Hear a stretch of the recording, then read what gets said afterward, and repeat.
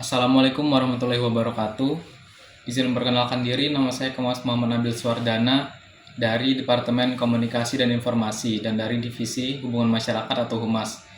Jadi di sini saya akan menjelaskan tentang penugasan orientasi pengurus, yaitu analisis PKBM amandemen kaderisasi organisasi mahasiswa.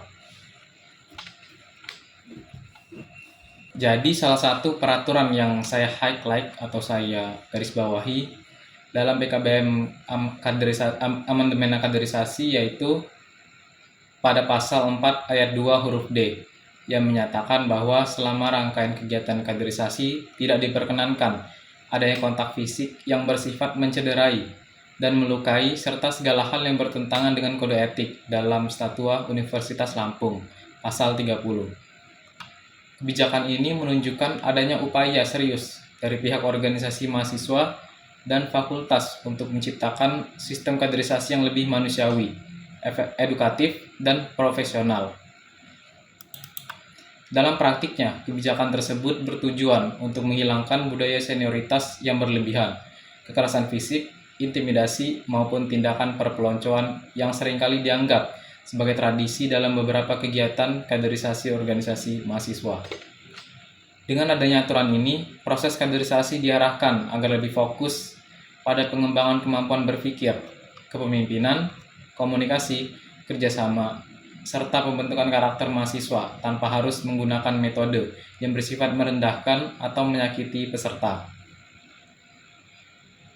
Kebijakan tersebut juga mencerminkan bahwa kaderisasi bukan lagi dipandang sebagai ajang pembentukan mental melalui tekanan fisik atau verbal, melainkan sebagai sarana pembelajaran dan pengembangan diri yang tetap menghormati hak serta martabat setiap mahasiswa. Selain itu, aturan ini memperlihatkan bahwa organisasi mahasiswa dituntut untuk mampu menyesuaikan budaya organisasi dengan perkembangan dunia pendidikan yang semakin menjunjung tinggi nilai kemanusiaan, etika, dan perlindungan terhadap mahasiswa. Dampak dari kebijakan ini terhadap organisasi mahasiswa dapat dikatakan sangat besar dan cukup positif dalam berbagai aspek. Dengan adanya larangan terhadap kekerasan dan tindakan yang mencederai peserta, kegiatan kaderisasi akan menjadi lebih aman dan nyaman bagi mahasiswa baru, sehingga mereka dapat mengikuti seluruh rangkaian kegiatan dengan rasa percaya diri dan tanpa ketakutan. Hal ini dapat meningkatkan minat mahasiswa untuk aktif dalam organisasi, karena mereka melihat bahwa organisasi bukanlah tempat yang menakutkan, melainkan tempat belajar dan berkembang. Selain itu, hubungan antara senior dan junior di dalam organisasi juga dapat menjadi lebih sehat, karena komunikasi yang dibangun lebih mengutamakan pembinaan, diskusi, dan kerjasama dibandingkan tekanan atau ancaman.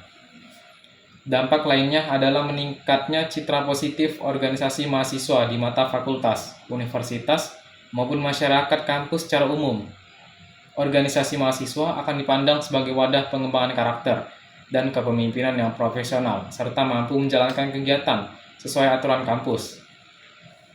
Kebijakan ini juga dapat mengurangi risiko konflik internal, pelanggaran disiplin, bahkan kasus yang dapat mencoreng nama baik organisasi maupun universitas.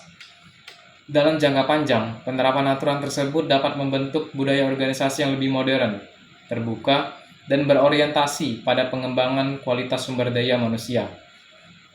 Mahasiswa yang mengikuti kaderisasi pun akan lebih fokus pada peningkatan kemampuan akademik maupun non-akademik, seperti public speaking, manajemen organisasi, berpikir kritis, dan kepemimpinan karena proses kaderisasi berjalan dalam suasana yang kondusif dan mendukung pembelajaran.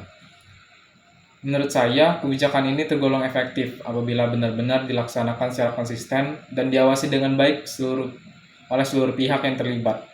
Efektivitas kebijakan ini terletak pada kejelasan aturan yang secara tegas melarang tindakan kekerasan dan perilaku yang bertentangan dengan kode etik mahasiswa. Dengan adanya aturan tertulis, organisasi mahasiswa memiliki pedoman yang jelas dalam menyusun dan menjalankan kegiatan kaderisasi, sehingga panitia tidak dapat bertindak semena-mena terhadap peserta. Akan tetapi, efektivitas kebijakan tidak hanya bergantung pada keberadaan aturan, melainkan juga pada pelaksanaan dan pengawasannya di lapangan. Jika pengurus organisasi, panitia kaderisasi, pembina organisasi, serta pihak fakultas benar-benar menjalankan fungsi pengawasan dengan baik, maka kebijakan ini akan mampu menciptakan perubahan budaya organisasi yang positif. Apabila pengawasan lemah dan aturan hanya dijadikan formalitas administratif, maka masih ada kemungkinan terjadinya tindakan senioritas atau intimidasi secara terselubung yang sulit terdeteksi. Oleh karena itu, diperlukan komitmen bersama dari seluruh elemen organisasi mahasiswa agar nilai-nilai anti kekerasan benar-benar diterapkan dalam setiap kegiatan kaderisasi.